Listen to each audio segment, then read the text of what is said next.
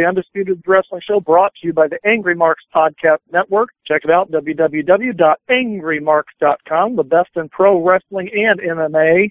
Hey, so Mark, I had just sent you something over today, and you looked at it just a moment ago in regards to the Gone Too Soon list that I've been working on for a couple years. 500, and my last counting, 554 wrestlers have passed away before the age of 50 for whatever reason. That's a lot of men and women who have lost their lives pretty young that have been associated with the business. And I know you've been on track for several years now talking about drugs and steroid abuse, and obviously there are other things that attribute to these people losing their lives too.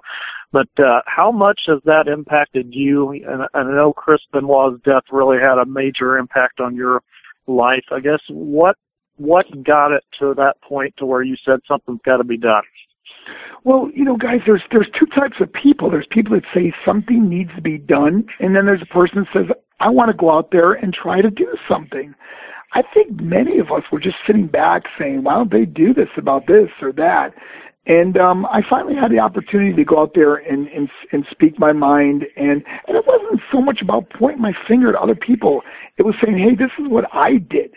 I was doing steroids and drugs and uppers and downers and pain medication and abuse things and overdosed on drugs on 3 occasions, And I should have been on that death list. I did everything many of them guys did, I'm just one of the lucky ones that survived. So I thought maybe if I could make a difference. And at the time, of course, many people looked at me as looking for headlines or making money off of it or whatever.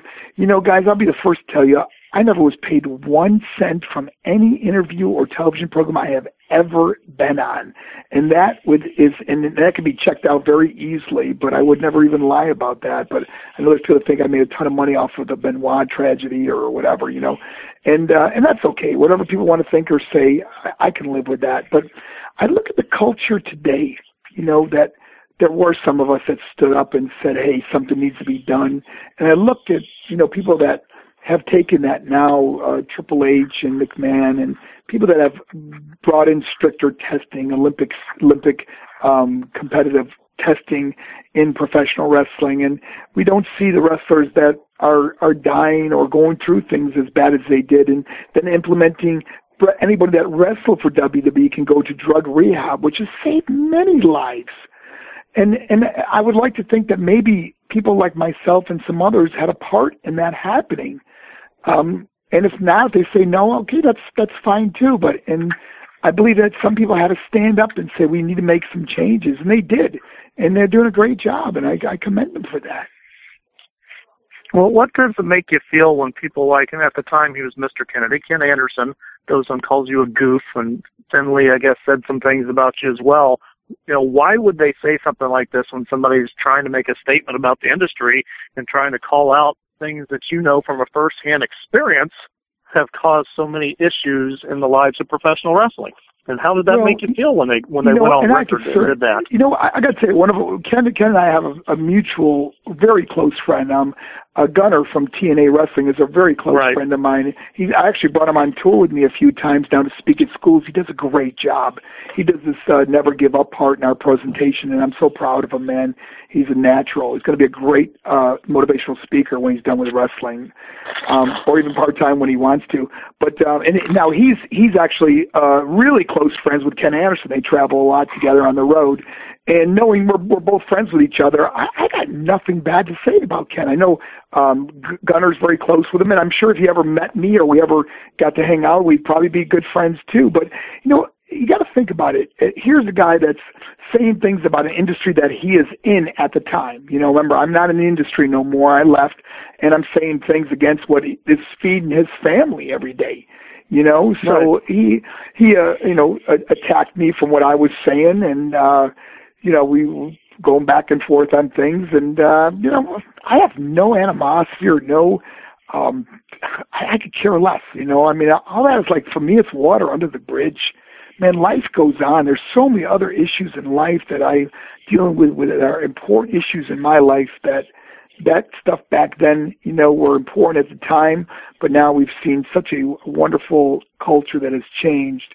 And, it's cool to see guys that aren't dying so young and guys that are being saved because of a drug rehab program that anybody that wrestled for the WWE can go to now. I mean, every year I get a notice from them saying that if you would like to enter a drug rehab facility, and thank goodness I don't need it, but there are guys that do need it. Right. Before we get into Champion of Choices, Roy, I know you probably have some questions regarding, the times with Sable back in the WWFE days. You want to touch on some of that real quick, Roy? Actually, I wanted to ask Mark, now I realize you've been in the ring with hundreds and thousands of different wrestlers. Who were some of your favorite to work with in the ring?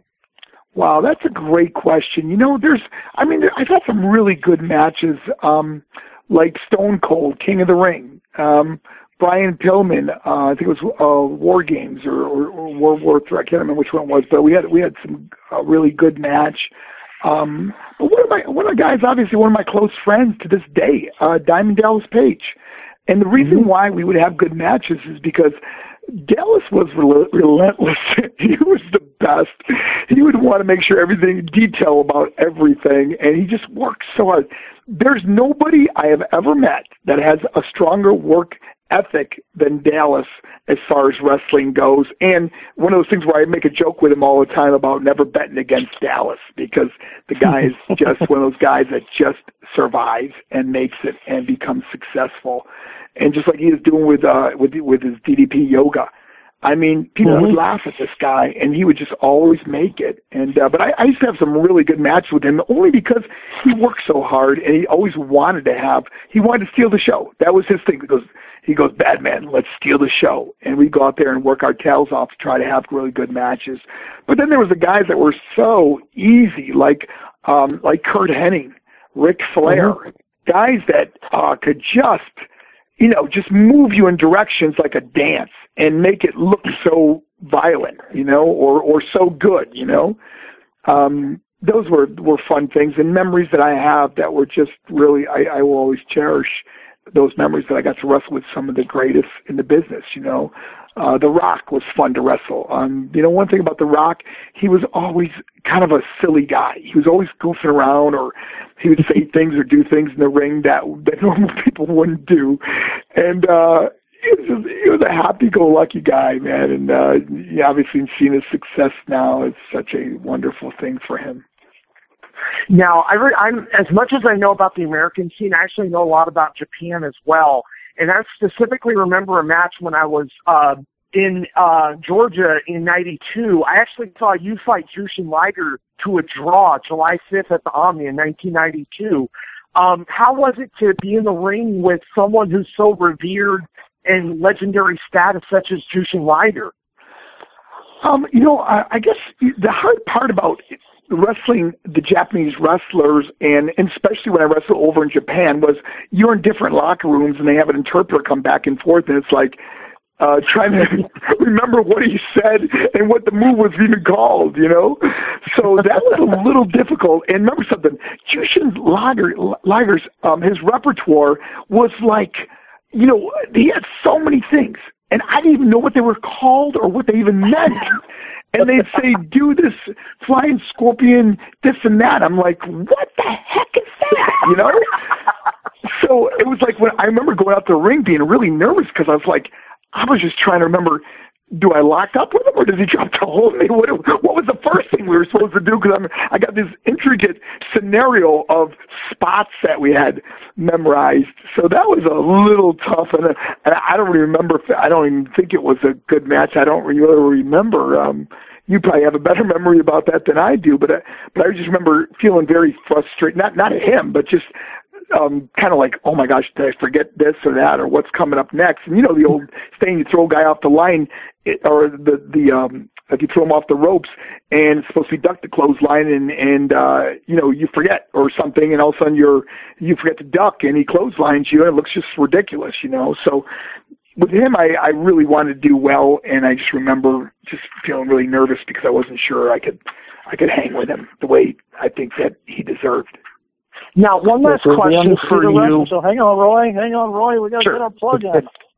Right. Undisputed Wrestling Show. We're talking to none other than Johnny B. Bad, Marc Mero, and Roy. We need to kick it over to Will Huckabee real quick. Will, what you got for Mr. Mero? Well, I don't think anybody else is probably going to bring it up, so I shall bring it up.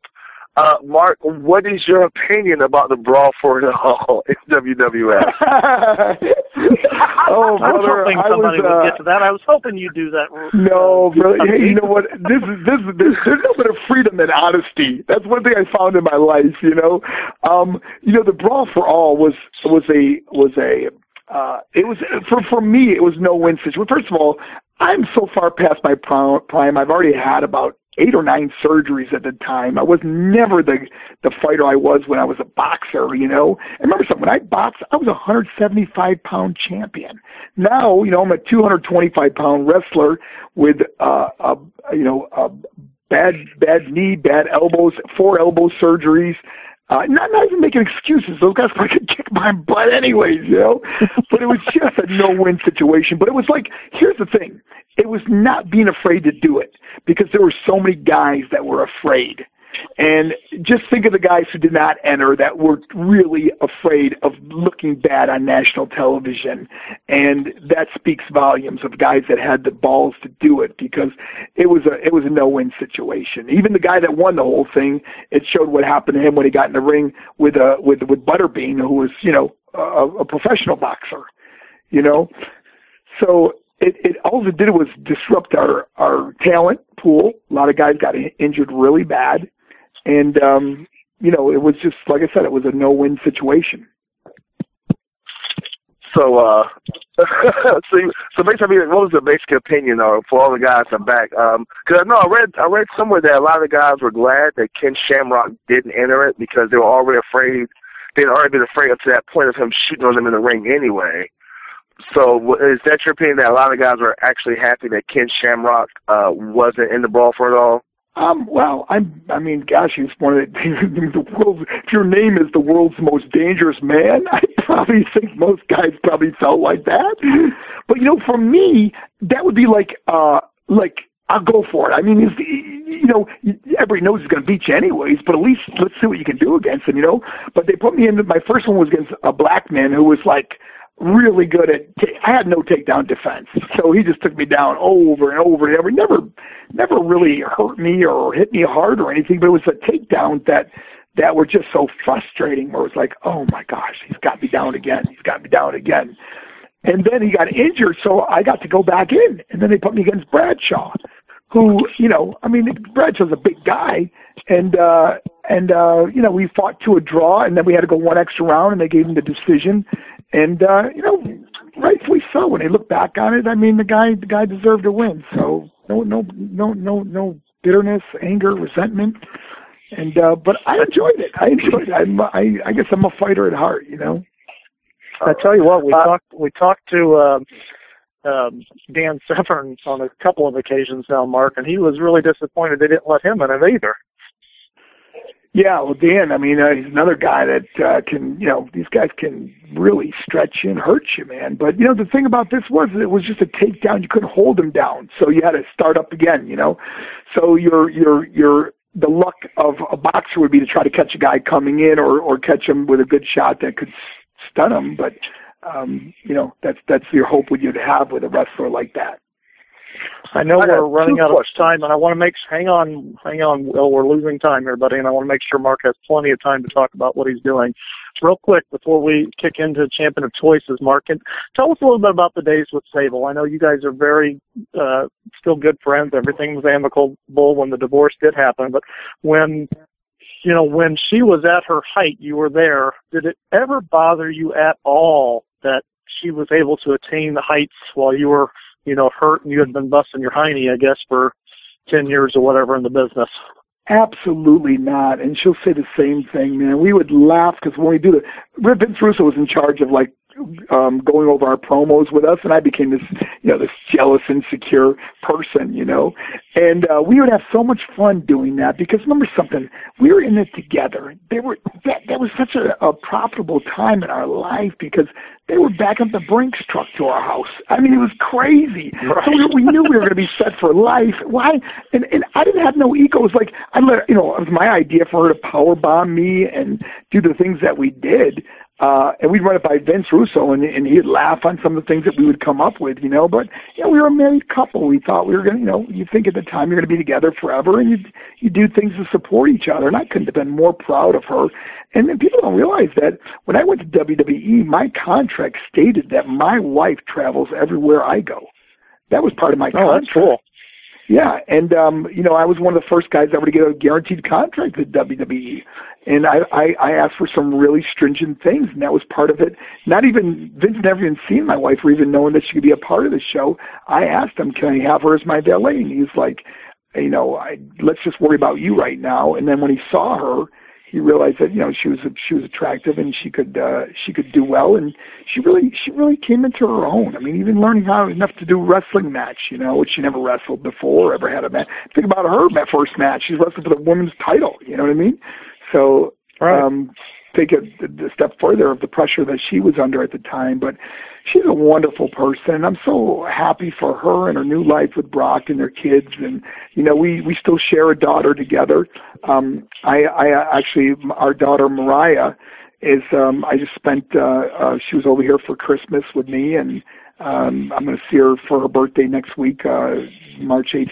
She turns, she's going to be 26 years old. So we always have a connection, but, we always wish each other the best and I never say bad. I have nothing bad to say about her. She's a wonderful person.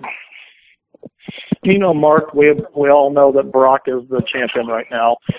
And we also all know that things didn't quite end all that amicably between Rena and, WWE. Is there ever a point you ever think Vince will ever see the advantage possibly of putting Sable with Brock today? I don't think so. I mean, Brock, he doesn't, it ain't going to help him at all. I mean, he is like a machine, So you really think does it, and you know what? I think their main concern is raising their children and not having her on the road or in that arena anymore. So I don't really think it would behoove them to bring her back in that position, Maybe someday she could make it to the Hall of Fame or something like that. That would be kind of cool.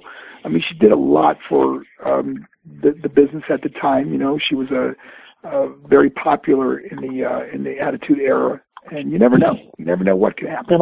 And also, she really, and a lot of people overlook this, I think, she was very instrumental in bringing women's wrestling back to the forefront because it was really at a dying stage when Sable rose to prominence. So, for a wrestling fan like myself, I would love to see her get her due someday.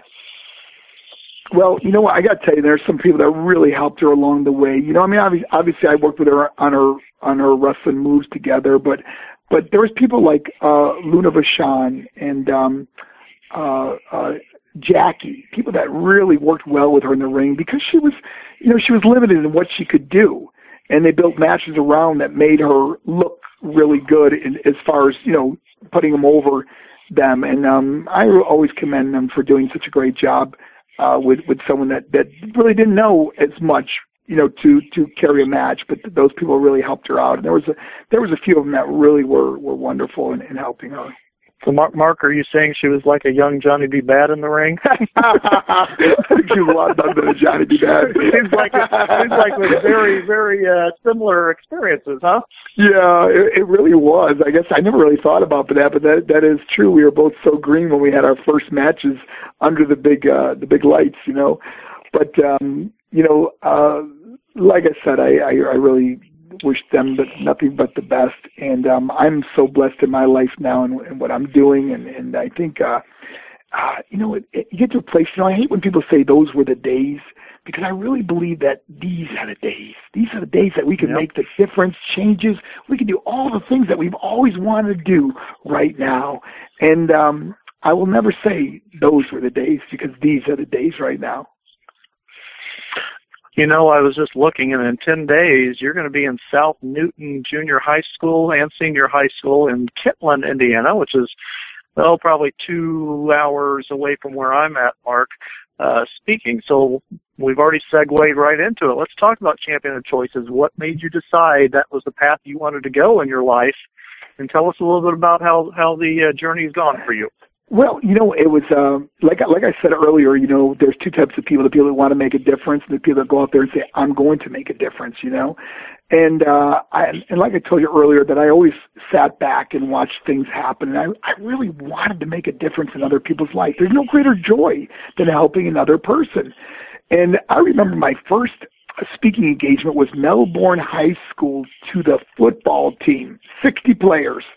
I was more nervous walking out in front of 60 high school kids than I was like wrestling at the Royal Rumble at the Alamo Dome in front of 80,000 people, So, but I got to tell you, I really learned how to connect with students, middle, high school, college age students, and now over 1,000 schools around the country. It's just the number one anti-bullying program we have, and it's just really taken off to.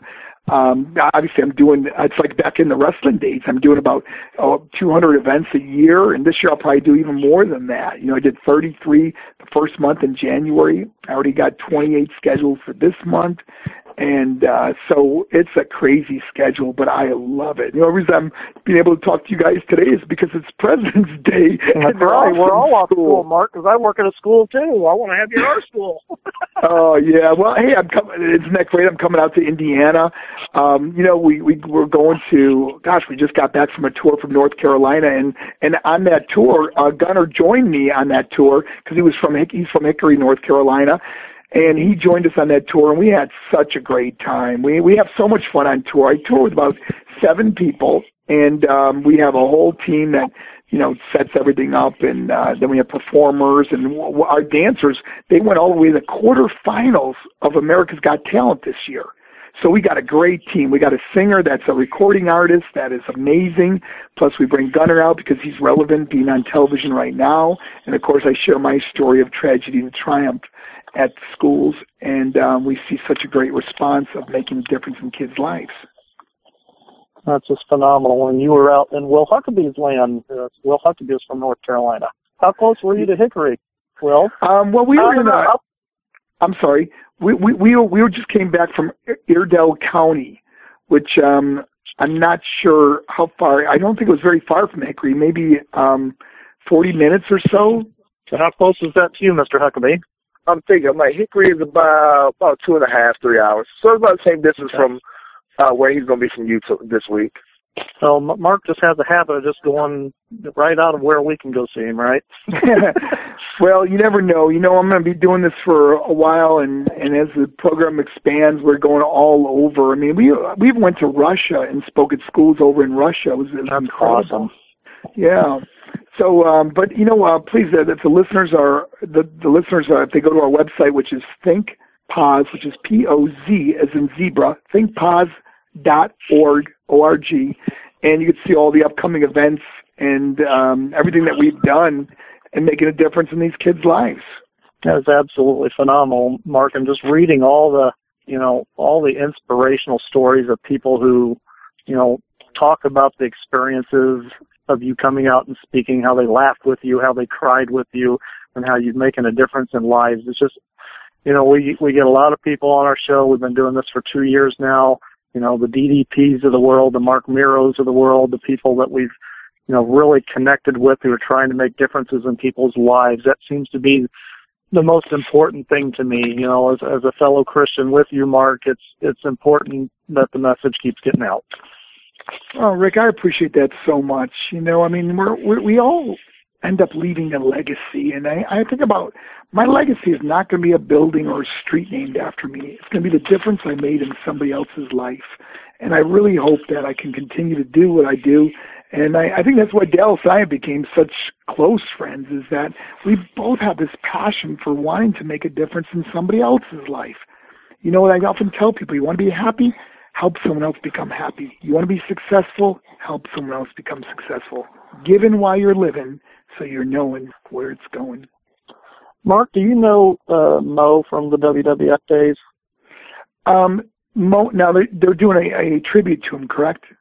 Well, he's been very active in doing a lot of anti-bullying in Tennessee. I just didn't know if you guys have ever crossed paths, and Mo from Men on a Mission talking about bullying together. If you guys have ever hooked up? No, we never have, and who knows? Maybe our paths will cross on some of these tours. You never know. It'll be wonderful, but. Yeah, we are booking all the way into 2016-17 now already. It's incredible. That's awesome.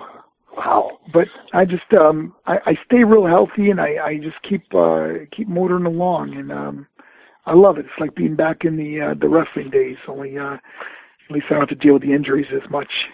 This is the Undisputed Wrestling Show. We're talking to Johnny B. Bad, Marc Mero. Mark, are you the happiest man on earth? I think we're all tried by fire. There's an old saying in the Bible that wood, hay, and little sticks burn up in a fire, but precious stones will endure forever.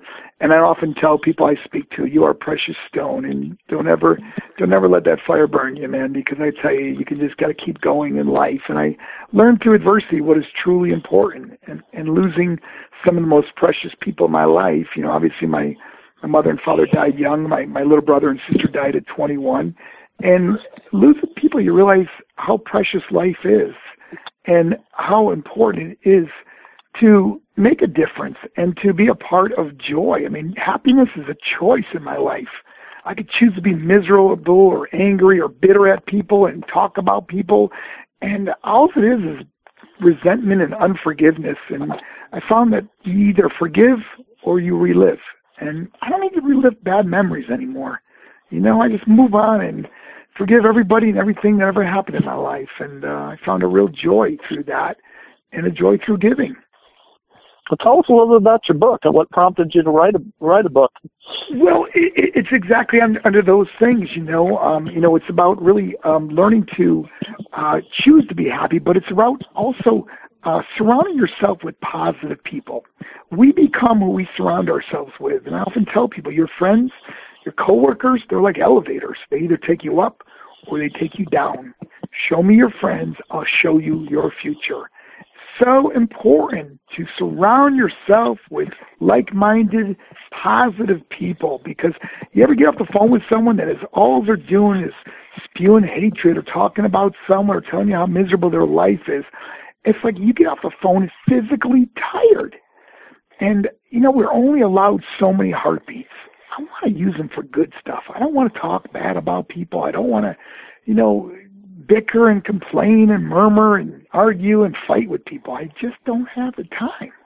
Mark, it is a supreme pleasure to be able to talk to you today. And I know my co-hosts both had one more question they wanted to ask you real quick before we let you go for the day. Hopefully we can have you again on the show at some point. We can talk to DDP a couple times. We absolutely can talk to Marc Mero a couple times. So we got to keep you up with DDP. Roy, we segued a little bit into Diamond Dallas Page. You were wanting to ask him a question about that as well, because I was going to ask him as well. Go ahead, Roy. Shoot the question you wanted to ask him.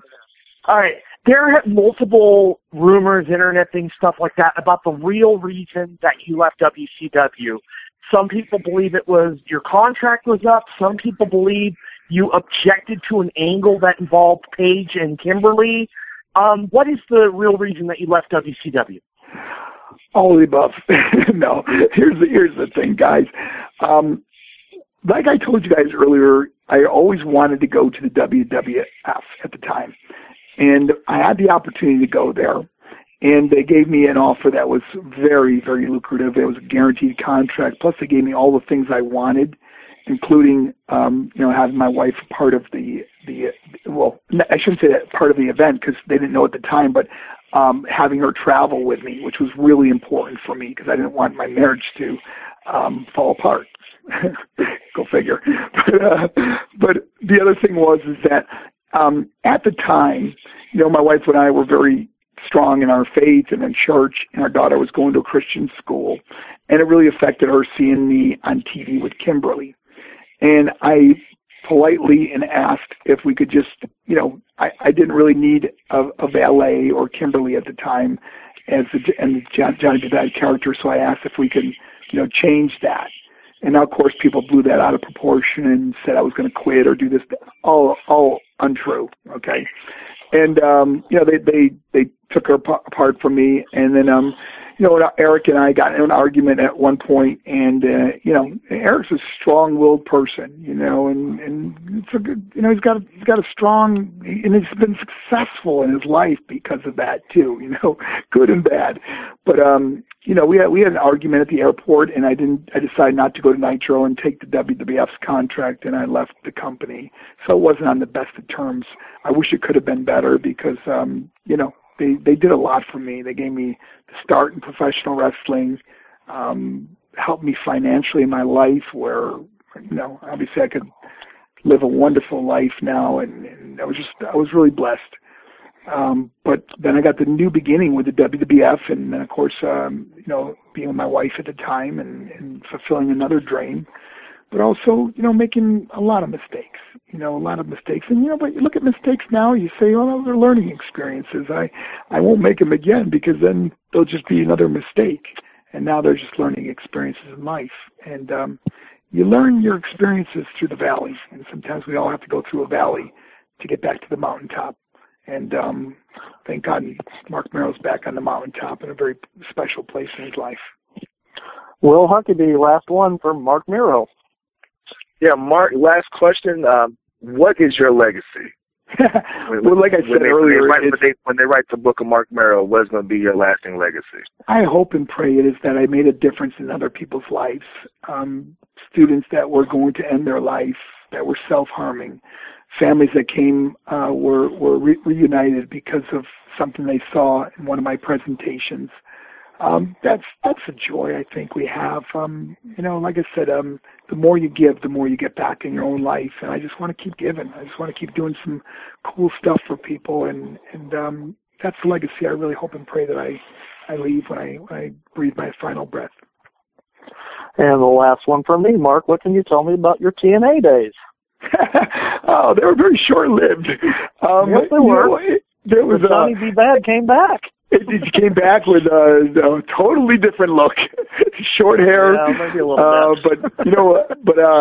It was good. I'm glad I got to do it. I wrestled just a couple of matches for TNA, and it was different. I mean, I remember wrestling. It was kind of funny because when I first started with WCW, they put me a lot with Raven, who was Scotty Flamingo at the time, and he helped me out a lot too. He was really instrumental and he was very knowledgeable in some things and helped me out a lot.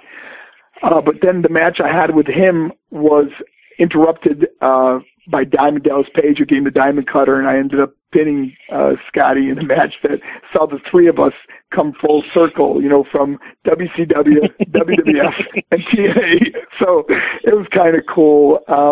Nothing but wish that company all the luck in the world, and especially having a good friend like Gunner over there. I really want to see them continue to do well and thrive in the business, and having a strong presence out there. It's good to have two strong companies, Absolutely. Marc Mero, I want to thank you so much today for giving of your time. We really greatly appreciate it and hope we can have you back on the show again sometime. Until then, God bless you. Take care of yourself, and hopefully we'll get to see you at some point. Thank you guys so much, and I appreciate you having me on, and hopefully I'm gonna get closer in Indiana where you are, okay? That would be great. We'd, like I said, love to hook up with you sometime. It'd be fun. All right. God bless you guys, and thank you so much.